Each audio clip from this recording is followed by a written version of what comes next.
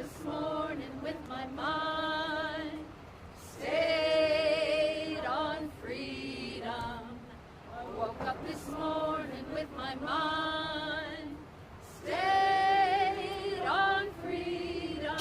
Hallelujah, hallelujah, hallelujah.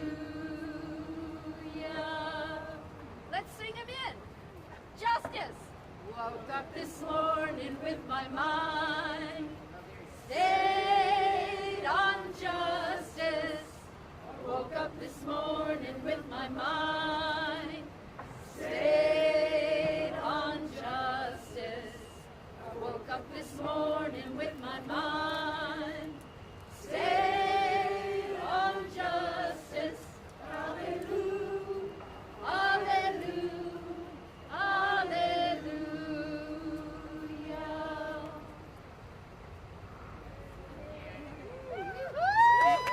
Yeah! This little light of mine, I'm gonna let it shine. This little light of mine, I'm gonna let it shine. This little light of mine, I'm gonna let it shine. Let it shine, let it shine, let it shine. Everywhere. Everywhere I Come up a little go, closer. I'm gonna let it shine. Everywhere. I go, Testing. I'm gonna let it shine. Everywhere I go, Is this I'm gonna let it Come on, let me hold my shine. can. Let it shine, let it shine, let it shine. Hello to members of the media. There you go. Testing. Great, great, great. And my phone. I want to ask the brothers and sisters behind me if they could just come on up just a little bit closer, because we are standing together Yes. Yeah. and we don't intend to ever go backwards. I want today, as the president of Repairers of the Breach, to lay out an analysis of what's going on and some things that we're going to do because of what's going on in our state. I want to start with what we're going to do, and then I want to take a little time because there's confusion about what's really going on. And we have got our two lawyers here from Forward Justice, and after I talk, they're going to talk about particularly the legal action that we're going to take. Let me start by being very clear. There's a scripture in the Bible that says, "Woe unto those who legislate evil Yes. That's right. and rob the poor of their rights Yes. and make women and children pray," P-R-E-Y. My my. This that we have seen with this General Assembly and its leadership, at the instructions of Donald Trump, is political thievery. It's political thievery. Actually, it's political robbery. Because a thief does it in the darkness and hides, but a robber does it right in your face. Wow. And it's political robbery that's connected to political violence, because the reason they want to rob the people of their rights through this gerrymandering, racially based gerrymandering, is so that they can give power or keep power in the United States Congress to engage in political violence. What is political violence? Taking health care from millions of Americans unnecessarily, black, white, brown, Asian, Native, blocking living wages. That's why they want to hold on to their power in D.C. They want to block living wages. 41% of North Carolinians are poor and low wage workers, but they want to block living wages. They want to keep raising taxes on working people while they give tax breaks for the wealthy.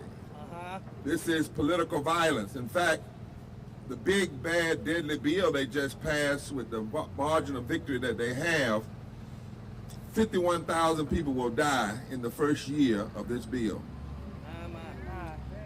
It is a bold-faced lie when they say that they don't know what this is doing to black voters and poor voters. Right. That's right. They know exactly what they're doing. It's the data that they use to make these decisions. That's right. And they know that the current House of Representatives in Washington, D.C. is the way it is because of 7,000 votes. That's all. Wow. 7,000 votes made the difference between Johnson being the Speaker of House and Hakeem Jeffries. 7,000 votes. They know they don't have a mandate. Yeah. They know that in fair elections they can't win. Yes. And what they want to do is they want control so they can keep on cutting health care and blocking living wages. And fundamentally what they're doing is undemocratic, and it does not in any way reflect the will of the voters of North Carolina. I'm going to talk about that in a moment. That's it. They, extremist MAGA Republicans, I have to put that on it because they're not acting like Lincoln Republican or Eisenhower Republicans. They're not even acting like my grandfather was Republican. This is something different. My. Think about them getting a call from a wannabe king president and telling them what to do when there's supposed to be a separation of powers in government. Yes. That's right. They can't win fair elections. Wow. And the closer we get to 2040, it's going to be almost impossible for them to win because the nation's demographics are shifting in a good way. That's right. This effort is racist. It's an attack on black belt counties. My. Now, it's my home, my counties, my people, the tobacco fields that I worked in, My. the peanut fields that I chopped in. My. I come from the poor and white and native people of Eastern North Carolina. All of their blood runs through me. My. My cousins are black and white and Tuscaroran. And for Dana Hall to say he's doing this for Trump, Trump never primed tobacco in Eastern North Carolina. My. Trump never chopped peanuts in Eastern North Carolina. Trump never cut wood for wood heaters. Trump never fought just to have a district. Trump never fought to integrate schools. Trump never was forced to go, like us from Eastern North Carolina, to underfunded schools. My. I did. My parents did. My grandparents did. And I just have to have a personal moment here and say, on their graves, we are going to fight this. This kind of attack is about the only thing that could get me really back and pushing at 63 on the front line with the pain I have in my body. My. So we're going to battle. Yes. All right. We're going to battle, not me, we. Yes. I want the media to know, and then I want to actually talk about this, what they've done. We will litigate. Yes. Number two, we will begin next week at what will be regular mass meetings all over the East, My. bringing all people together of every Yes. race, creed, and color. November the 2nd, 5 o'clock, St. James Christian Church in Wilson, North Carolina, 1739 Martin Luther King Jr. Parkway, where the pastor is the Reverend Dr. Della Owens Barber. And we will announce during that mass meeting and reveal our legal action. All right. All And the right. lawyers are here to talk about that and take questions from the media. We will, number 4, have massive nonpartisan voter turnout. Yes. Yes. Next, some of us will also join C4 organizations that can call names and endorse and tell where these state legislators really stood on the issue. All right. All right. Next, if it is necessary, we will engage in forms of nonviolent civil disobedience, as we did to dramatize how wrong and unconstitutional and immoral what they did in 2013 was. We intend to use every nonviolent method at our disposal. Yes. And then I want to announce today that we will begin today plans for a massive moral march on Raleigh in February 2014, when they were doing similar things. We put nearly 100,000 people in the street. We will begin today calling for thousands and thousands of people from the mountains to the coast. Yes. The second weekend in February to begin on that day a massive mobilization of people to exercise their vote. The truth is, we need to call on 75 to 80% of black voters and poor and low-wage voters to turn out like never before. Yes. This is a direct attack Yes. on the state's black belt district and marginalized communities. Yes. Now, why are we going to battle like this? Why do you see young folk out here today and older people, and some with gray hairs and some with canes and some without them? Why is it? Why are you looking at black and white and brown people standing out here on this grass today? Congress election 2026 is the midterm. Destin Hall, the speaker, was very clear. His name is Destin, right? Very clear. Is that what his name is, Destin? I want to make sure I pronounce it right. But he was clear about his intentions to draw another Republican seat at the request of the president. That's right. That's right. That's what he said. That's what he said. If I wasn't a preacher, I'd say, what in the hell? They claim they believe in states' rights. That's not states' rights. Yes. That's right. That's presidential federalism. That's right. That's right. Here's what he said.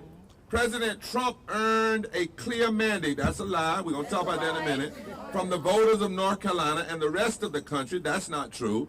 And we intend to defend it by drawing an additional Republican congressional seat. Now, members of the media, they are trying to make you think that this is partisan, but they know it's racial. That's right. That's right. They know it's racial. Right. The data that they have is racial.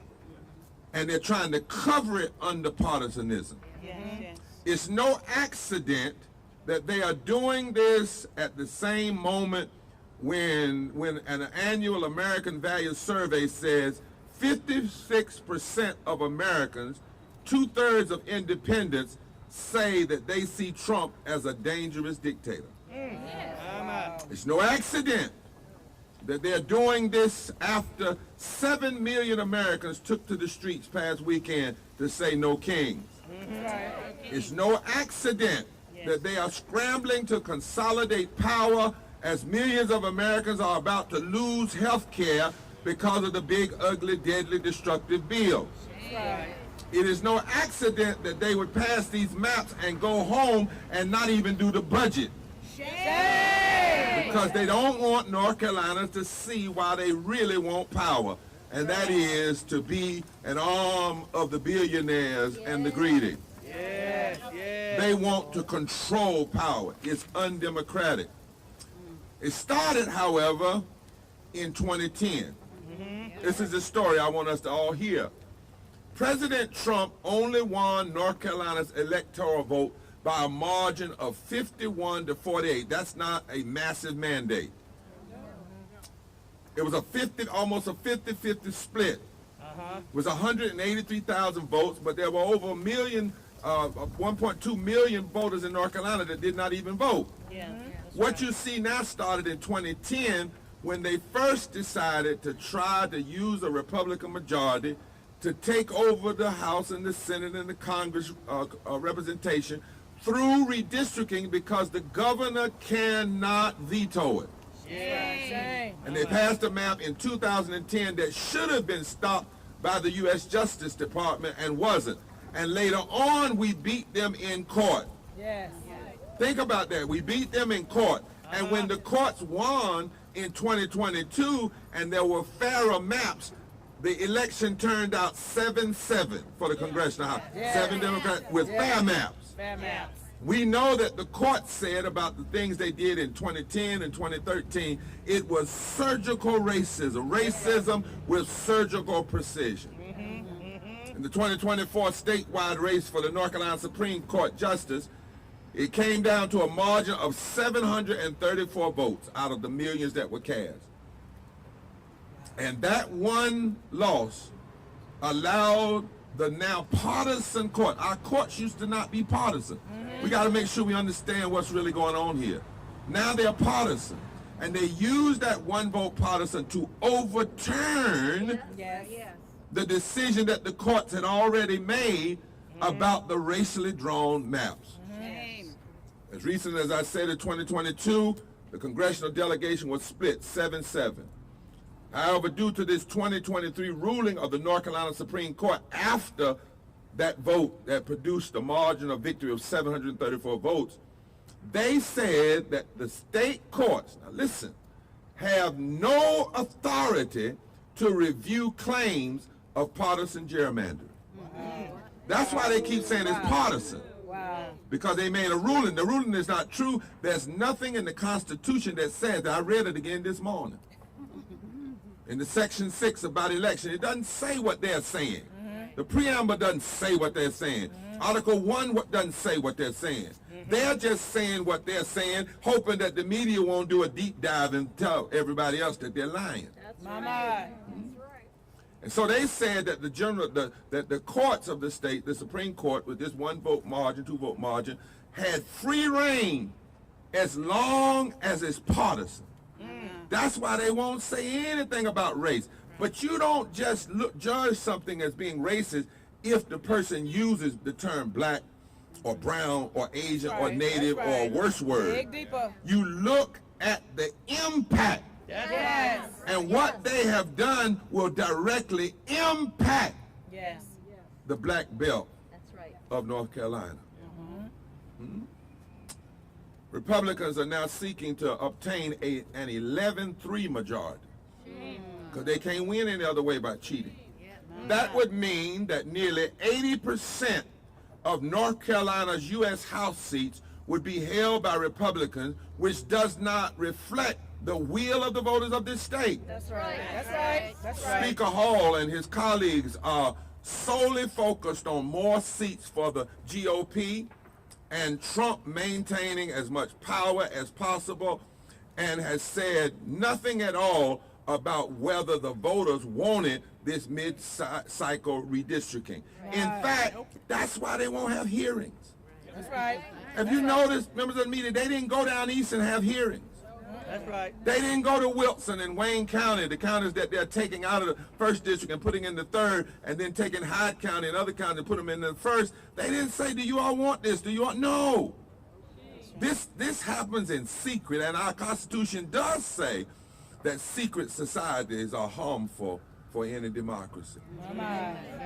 The people aren't asking for this. There was a poll released just last week that said that 84% of North Carolinians, Democrats, Republicans, and Independents, fundamentally oppose partisan gerrymandering. That's right. That's right. In gerrymandering. Every time they say, we're doing this for the North Carolina voters, it is a bold-faced lie. Mama. Republican leaders intend to gain this additional seat by drawing out Representative Darren Davis from his seat. Well, it's not his seat, it's our seat. He just happened to be holding That's right. That's in the right. congressional district.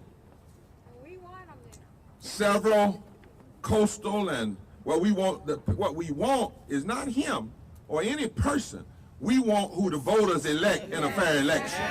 That's what we want.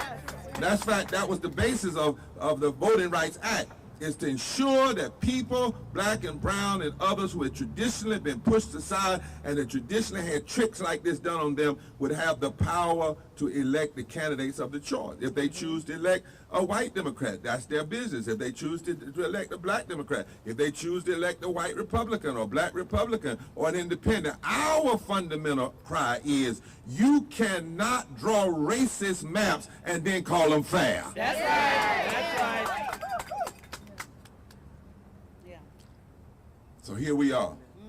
This redistricting plan will reduce the racial diversity of our legislative body and undermine the substantive and symbolic importance of representation. The black belt has always been the jewel of this state. Yes. It was from this district that the first African American, after the end of Reconstruction, returned to the United States Congress in Eva Clayton. Yes. These redistricting strategies aim to reinforce the political marginalization of minority communities, further reducing their influence in governance and policy making. The only place these folk believe in DEI is when it's to get more Republicans in office. This redistricting is about diluting, somebody say diluting, minority voting power, Yeah, that's right. and removing or reshaping a district that fairly elects. And for the media and for people listening, a fair district doesn't mean it's 80% black or 90% black. That's not what the law has ever said. It might be 52% black or 51% Latino. But the point is that in these particular counties, we already are dealing with the gutting of the Voting Rights Act, Section 5. So now there's no check and balance. What they do, it used to be, they would have had to send it up to the Justice Department, and the Justice Department would analyze the impact. Yes. Somebody say, that's gone. That's gone. Now they want to further weaken the electoral influence of minorities. This redistricting plan is to silence black voters. Yes. We used to call it stacking, packing, and bleaching. Yeah. They would stack black voters or bleach them from an area or pack them in an area. It's amazing how everybody concerned about black voters all of a sudden. Wow. Wow. Hope so. The proposed map weakens the share of minority voices, and what they did is they're playing three-card Molly with the counties. Mama. Don't y'all ask me as a preacher how I know about three-card Molly. But what they're doing is gambling. They're saying, let's move this county over here, let's move this county over here, and let's move this county over here. Black voters in Congressional District 1 make up approximately 40% of the population of voters. And there's a growing Latino community that makes up 7%. That's 47% in Congressional District 1. Latino communities, black communities, and rural, working class, poor white voters, if the districts are fair, have the power to build a fusion electorate Yes. Yes. that can overcome the greedy oligarchs' will to control the elections in our state. Mama. That's right. Now the map makers keep saying, oh, this is just partisan. This is just partisan.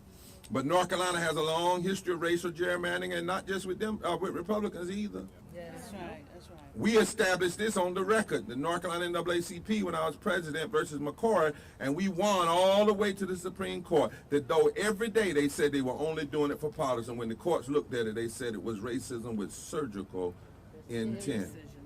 This is about black, Latino, and poor, rural, low-wage, working-class voters, white voters, whose ballots have been split and diluted across multiple maps in just 5 years. And we reject this plan. Yes. Yes. We demand that these maps that keep the black belt whole and protect districts where communities regularly vote together be put back together. We are tired of folk playing with our power and our votes in this state. Yes. Especially because you scared. Yeah. It's a shame for a political party to be this scared. Mama. You can't make your case to the people. You know that they won't vote for you, so you cheat and you cheat and you cheat. Mama. Too many regions have seen their voices diluted and dismissed and flat out denied repeatedly. Think about all these map changes in the last 10 years, you all. Or the last 12 years since 2013. Over and over, they keep going back. That is why the lawyers who are here today are prepared to sue, because we demand transparency, we demand a fair process, and we demand a protection for multiracial coalition. You may want an all-white extremist mega America, but we don't. We want black and white and brown and Asian and Latino together. We celebrate our diversity as a strength. And we don't want to go back to the past. We want to move forward in the future with more unity and more commitment and fairness all the way. That's why this is wrong under our state constitution. I want to call on the media to put copies of that constitution on your news shows and show the people that the Constitution doesn't say anything about what they're doing. It's wrong under the federal Constitution. This is not equal protection under the law, and we must make sure the record is clear. We must also be clear about the political reality of this authoritarian moment. These people who claim to be our representatives are doing this even though they know it's illegal. All they're doing is doing it because they've got the power to do it. They're doing it all because they're afraid. They're doing it because they understand how strong our power is. They are scared of this kind of coalition. They're scared of the diversity. And they are doing it because they remember how when Moral Mondays was born in North Carolina in 2013, and when a moral fusion movement of people came together from the coast to the mountains and challenged the authoritarian takeover of our state. And we did it, and we put thousands and thousands and thousands of people in the General Assembly and in voting boxes and in ballot boxes. They saw what could happen.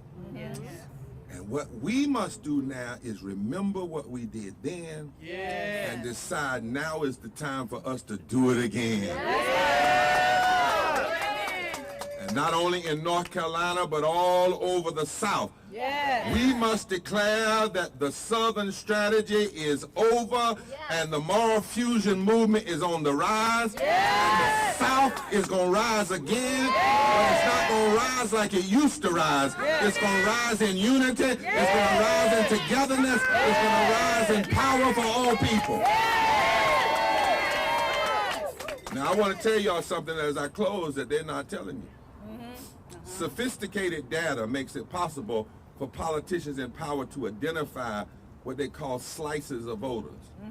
And they think they don't need from one district to overcome a margin of victory in another district. But all of the data is based on, listen now, depressed electorates that rarely turn out more than 45% of eligible voters. In 2018, when Democrats won a landslide in the House, the turnout was only 50%. Hear me now. If legislators are willing to bow to Trump's demand that they gerrymander districts to favor extremists and MAGA Republicans, then every American has a moral obligation to turn out like we've never seen it before. The truth of the matter is we don't know what it would look like if 70 or 80% of voters turned out. But it's time to find out. It's time to find out. It's time to say that we're no longer going to be satisfied with these low turnout midterms. It's time to tell everybody that we know there's no such thing as an election off. There's time right now we need to say to folk during the election time and on election day, take off the day and get people to the polls. We need the most massive turnout of voters we've ever seen in the history of this state. In fact, there's some posters that are calling this dummy-mander. Because they've looked at the numbers. And they say that if folk are drunk enough on power to think they can gerrymander one more seat, then we got to be organized enough to turn this into dummy-mander. All right. And dummy-mander says, like we used to say down in the East, and they used to say in the mountains, don't poke the bear and wake him up. All right. Because if you poke him and wake him up, you got trouble on your hands. Yes. Well, somebody needs to announce, we are, you thought you were afraid of woke. We are sure enough woke now. Black and white and brown together. Yes. Remember how McCory was beat at the ballot? Thought he couldn't be beat, but a massive turnout happened? Yes. That's why on November the 2nd, we are launching a massive voter mobilization campaign starting in Wilson and mass meetings, and we're going to go all over those counties down east, and we need to see that happening all over the state. You don't have to wait on me. You don't have to wait on any one individual. It's time to come together and call for mass voter registration and mobilization like never before. We want the lines to be as long as they were in South Africa when South Africans first got this time. You don't beat authoritarianism but with apathy. You beat authoritarianism by standing up and using every nonviolent tool at your disposal, especially voting and speaking out and the right to assemble. Are you ready? You need to know, after the Civil War, black and white folk came together and they wrote this in our Constitution. Black and white together, we hold these truths to be self-evident, that all persons are created equal, endowed by their Creator with certain inalienable rights, among which are life, liberty, the enjoyment of the fruit of their own labor, and the pursuit of happiness. And then they wrote this: all political power derives from the people. All right. All political power derives from the people. Yes. Not from the Speaker of the House, not from the Senate Pro Tem leader, not from a wannabe king, not from the White House, not from the billionaires. All political power is derived from the people and for the people. The people must decide this now. The people must decide you're not going to take it. The people must turn out like never before. The people must make the pollsters scratch their heads. The people must ask the people running the polls where all of these people come from. The people must stand behind the lawyers. The people must go into communities. The people must preach from their pulpits and their synagogues and their mosques. The people, if there's ever been a time for the people to stand up, it's time. Because when the people stand up, the people never lose. That's right. I'm 63 now. Body doesn't work like it always worked. But I want to know, are there any people ready for one more battle? One more battle. One more battle for our future. One more battle for our children. One more battle for our grandchildren. One more battle for civil rights. One more battle for justice. One more battle for equal protection under the law. One more battle for health care. One more battle for living wages. One more battle to lift up the poor. One more battle to build a state where the weak grow strong and the strong grow great. Is there anybody ready for one more battle?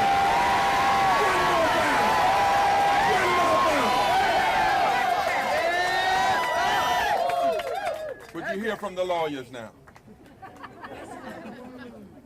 One more battle. Hi, everyone. My name is Kat Robles. I am the Senior Voting Rights Counsel and Litigation Manager at Forward Justice. Yesterday, as you all know, Republican leaders in the General Assembly passed new congressional maps in a sudden, rushed, and widely opposed mid-cycle redistricting process. Their goal was clear: to eliminate a competitive district currently represented by a black member of Congress. We are here today to shine a light on the injustice of those actions. Yeah. As Ida B. Wells said, the way to right wrongs is to turn the light of truth upon them. That's right. New congressional maps should only be drawn every 10 years, following new census results, That's right. or at the order of a court. However, the leaders in this state had no qualms about redrawing maps for the 5th time in 4 years, simply to, quote, protect President Trump's agenda. Wow. The rights of the voters in this state, everyone here, were not considered in any way, shape, or form in this process. Senator Hyde stated that, quote, the purpose of this map was to pick up a Republican seat. We've stated that over and over again, end quote. No mention of the voters of North Carolina that he is supposed to represent. These leaders made a choice to prioritize further gerrymandering our congressional districts instead of, what are they 100 days late on? Budget! Instead of seeking to pass a budget, they've said now they're not coming back for the budget at all this year. Wow. Or addressing the very real needs of North Carolinians who are impacted by cuts to Medicare and the federal government shutdown. That's right. Yes. But this is not just a partisan power grab. It is a direct assault on black voters. That's right. These maps will erode the voting rights advances achieved over decades in the Black Belt region. The new maps dismantle a district that is over 40% black and has consistently elected a black representative since 1992. Wow. It is currently represented by Don Davis, the only black male U.S. rep from North Carolina. And in this state, race and political preference are deeply linked. Race is a stronger predictor of voting behavior than anything else. Awesome. Targeting this district isn't just about politics. It's about diluting and denying the political power of black communities in eastern North Carolina. These maps are the product of a plan to silence and dilute the power of black belt communities that serve as the historic core of CD1. So much of the Voting Rights Act has already been gutted, and this is a further attempt to weaken the electoral influence of minorities. But we're here today to say that the Voting Rights Act is still alive. Yes. And the sacred right to vote is not a relic of the past. That's right. At Forward Justice and with Repairers the Breach here today, and alongside a broad coalition of pro-democracy groups in the state, we are reviewing this egregious and unlawful gerrymander. And let us be clear, there will be swift legal challenges to this attack on the rights of black voters, fusion voting coalitions, and our democracy. Yeah. We will be challenging this in the streets and in the courts. Come on up. As Ashley prepares to come, and God has raised us up a lawyer who comes out of and lives in District 1. So she's fighting for her home, fighting for her community. But we should also know that this group wants to give the Congress power to keep the current people in leadership, because this is the same Congress that never fixed the Voting Rights Act. See, the Supreme Court gutted it, but threw it to the Congress. That's right. Since 2013, June 26th, the Congress could have fixed the Voting Rights Act. Yes. Even if the Supreme Court decides that Section 2 has problems, the Congress That's right. can fix it. Yes. Yes. But what they want to hold on to is a Congress that they know will not fix it. But even if it's not fixed, we should have more than that, but we still have the 15th Amendment, Yes. the 14th Amendment. We still have the right to cut new legal ground. The thing we don't have the right to do, I believe, is sit down and just take it That's right. That's right. That's right. and act as though nothing can be done. So we fight in the litigation. We fight with organization, protest mobilization, and voter participation. That's right. And we will fight in all ways possible. Ashley, come on as someone who's from that district.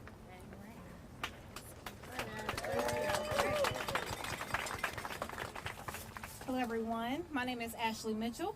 I am a voting rights attorney with Forward Justice and also a resident of District 1. District 1 has elected a black representative for decades, and the people of District 1 have chosen Don Davis as their representative. Representative Davis was elected through the power of the people.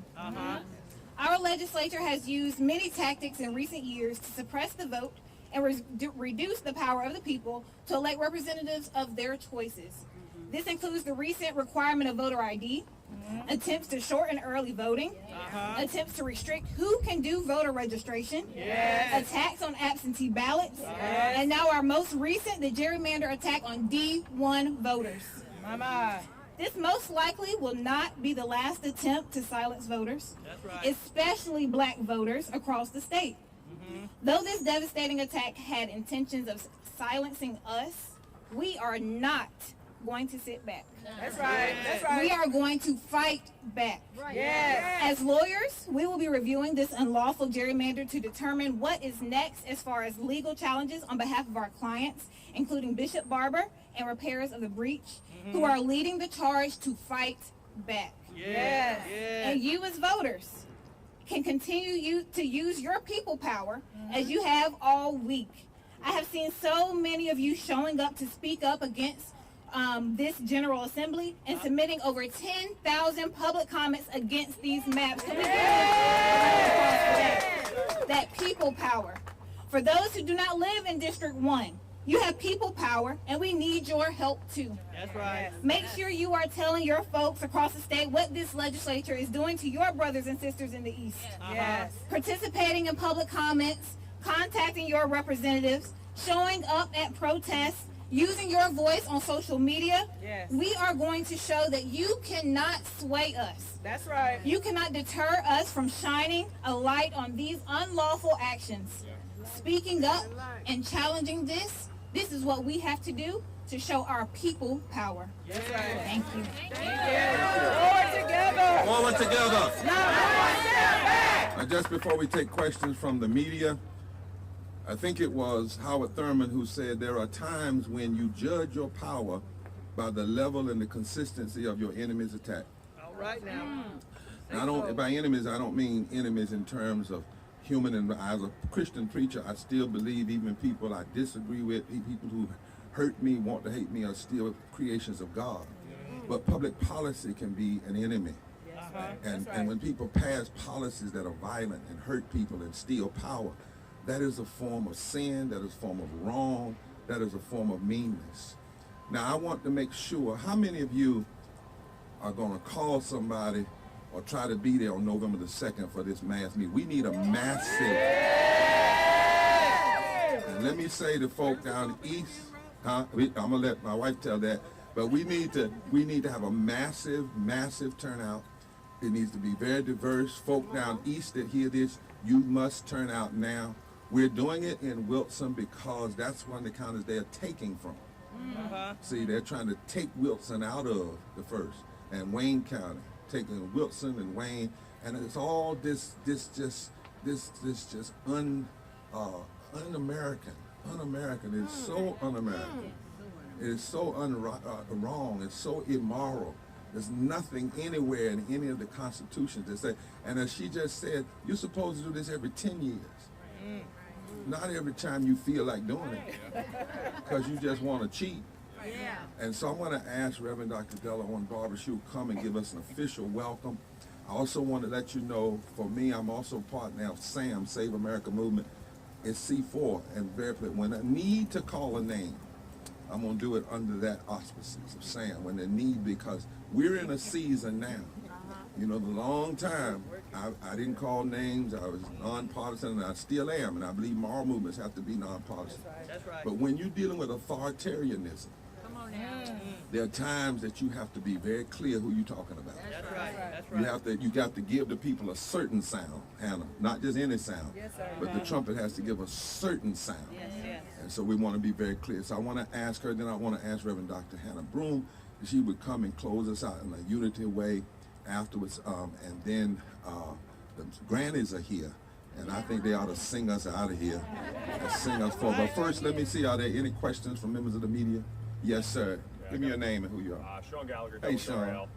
Got a question for either Kat or Ashley, if one of you guys want to hop up there. But, Come on. You know, you drew the similarities between, you know, party and race. There's a number of other titles that can be associated with race. How do you plan to fight this in court, whether it's actual race data that they say they're not using, or if they use socioeconomic, education, or literally just the history of knowing the black belt. Can before that she comes, I'm a part-time lawyer. And one of the things I'm going to tell you, we're not going to deliver our legal strategy because they would be listening and trying. But let me just say to you, you remember in 2013, they said that this wasn't race. They never used the N-word in those committee meetings. They were very careful. But when we looked at which parts of voting participation rules they chose to target, it was interesting that all of them were the ones that mostly allowed minorities to participate. If you know what racism smells like and looks like, a person can actually call you black, but you know when they're calling you the N-word. Because you don't judge it by the words of their mouth, you judge it by the action of their policies. So that's one of the reasons that's why we know for a fact that this is race driven. And they've been after this district for a long time. Now they'll let them talk, but I'm sure they're not gonna give all the strategy out. No, we won't. That's right. And I know Reverend Barber said earlier, we are going to announce more details at the event in Wilson on November 2nd. But I do want to echo that just because something is facially neutral, that doesn't mean that it was not done with a racial intent or has a racial impact. We've seen that in everything Ashley listed, whether it was the voter ID or cuts to early voting. We see that there is an intention. The voter ID laws were done with surgical precision. It is not an accident that they chose CD1, That's right. that they chose the black belt. There are other districts. They chose this one for a reason, and we believe it's an attack on black voters. That's right. And we're going to make that case. Others may want to argue on the partisan piece. That's fine. That's great. We support that too. But we have to make this case. And we have to make, as she said, there are a lot of ways of looking at it and looking at the impact. And I'm glad you asked that question, because we live in a time where people say, well, this is not exactly like it was when the signs were up. The truth of the matter is, that's a good point, but here's what we also know. Every state after 1965 that was under the Voting Rights Act and had to be pre-cleared could have been removed from that status if for 10 years they could just resist passing some voter law that was racist. All they do for 10 years. And none of them could do it. None of them could do it. And we have our ways of unearthing that and looking at it through the lens of the Constitution. But also remember, this is not equal protection under the law. This doesn't fit. Read, I want to encourage everybody. I challenge you. I challenge you as a jackleg lawyer. Go find anything that they have done in our state constitution. And that's what they're supposed to be operating on. They're not supposed to just be going off on their own. They swear to uphold and protect and defend the state constitution and the federal constitution. Nothing that they're doing. They don't have license. There's nothing in the Constitution that says, wherever you feel like it, just start redistricting. And go to the district that was predominantly black, with 40% of black folk, and make sure you break it up into little pieces. And do that, and then, and by the way, do it when, there's nothing in the Constitution that says, and when the president tells you to do it, you do it. And that's what we got to hold them accountable. Yes, sir. The Republican lawmakers have also repeatedly said that because they are elected by the people, that this is the will of the people. Well, they would say that, but then 84% of North Carolinians say that they don't want this. Just because you're elected doesn't mean you get to run roughshod over the Constitution. See, somebody can say, you could get elected to power, but there are restraints that we have. That's why this authoritarianism is so dangerous. Because what authoritarianism says is just because I'm elected, I can do anything I want to. That's not America. That's right. Nor is it America.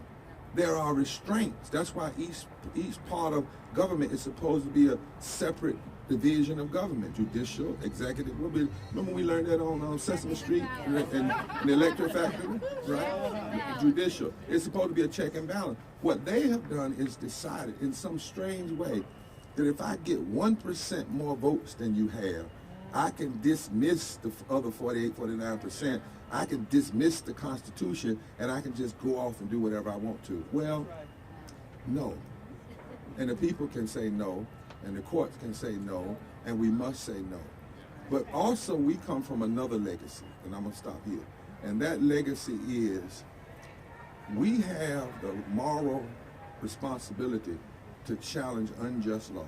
That's right. If the civil rights movement had merely said what people were elected, therefore they have a right to segregate, they have a right to discriminate, we'd have never had a movement. If women had said that since they got elected, they have a right to keep women from the right to vote, or 18-year-olds. You see, we've had too many instances in history where people get elected and then somehow or another they go crazy and they forget that they didn't get elected to do what they want to do. They still have to follow the basic tenets of what they swore to do. And not one of them swore to be partisan. I guarantee you there's not an oath where they swore to be partisan, where they swore to cheat. None of that is there. They swore to uphold the Constitution, and that's why we have to legally prove and show that that's exactly what they're not doing. That's right. That's right. Ms. Barber? Do you have any idea when the lawsuit will be filed? We're going to announce all the details of the event in Wilson on the 2nd. Let's get an official invite from Pastor. Good afternoon. I'm Reverend Dr. Della Owens Barber, and I am here today to invite repairers of the breach and other organizations to our congregation at our sanctuary at 1739 Martin Luther King Jr. Parkway in the city of Wilson. This is directly impacting the congregation that I serve and the community in which we serve. And so this is, as you see one of the signs, District 1 is our Edmund Pettus Bridge moment. So we invite all of you that are here, those who are listening, to come again to St. James Christian Church, Disciples of Christ. We're located at 1739 Martin Luther King Jr. Parkway in the city of Wilson. That'll be on November the 2nd at 5 p.m. Again, Sunday, November the 2nd at 5 p.m. Amen. Would you all mind, I got up this morning at 6 o'clock, we did and flew in from Connecticut. Would you all mind if I get off my legs a little bit? We're going to leave this with Hannah, and we'll see y'all on the 2nd, and wherever people are standing for right, if we're not there in person, we're going to be there in spirit. Make sure the grannies sing us out of here. Yes, sir. All right. Blessings to you all. Our closing words: source of life, holy by many names. We commit our bodies and ballots to the healing of our people. Friends, policy touches pulse. Budgets are moral documents, and ballots decide them. From healthcare to housing, from wages to water, our vote is a life preserver for those tossed by policy storms. Stand with the harmed, organize with precision, and show up at the polls as if someone's dialysis, daycare, and dignity depend on it, because they do. Go with clarity, courage, and compassion. Vote to live and help others live by your vote. Where decrees rob the poor, make us repairers. Where spirits are crushed, anoint us again to proclaim good news to the poor and liberty to the bruised. Let our voting protect elders. Let our voting feed children. Let our voting shelter families. And let our voting welcome the immigrants. Strengthen the weary, steady the hopeful, and send us all out to make life possible for one and for all. We say amen, amen, ashe, and let it be so. The grannies, come on and get us out of here.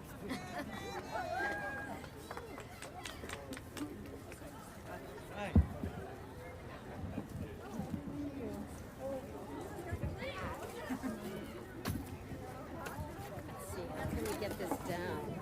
That's okay, Ellen. Is it okay?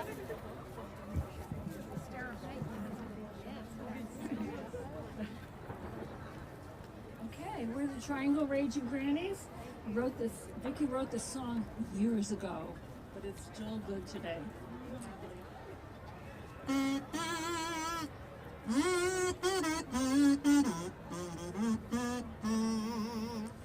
Jerry, dirty, rotten scheme. Yesterday the legislators took their seats, thought that they were being so discreet, drawing up new maps designed to split our votes, but they're the same old trash, as we all know. Gerrymandering, a dirty, rotten scheme.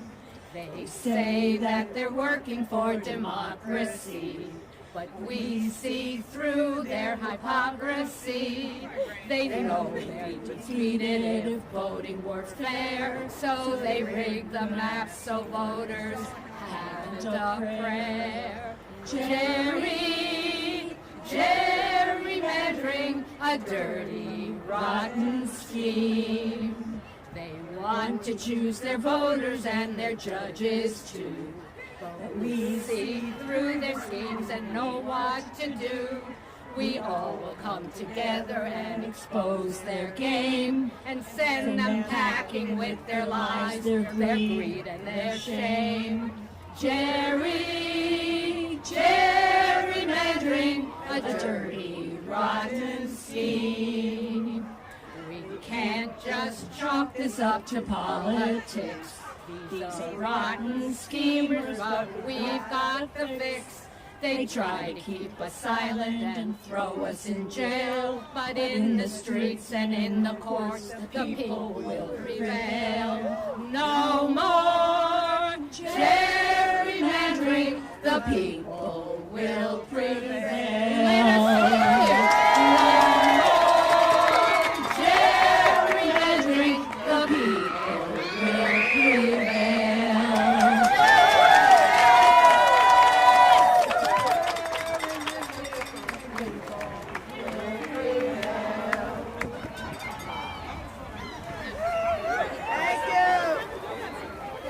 Forward together. Not one step back. Forward together! Not one step back. Good to be up here, man.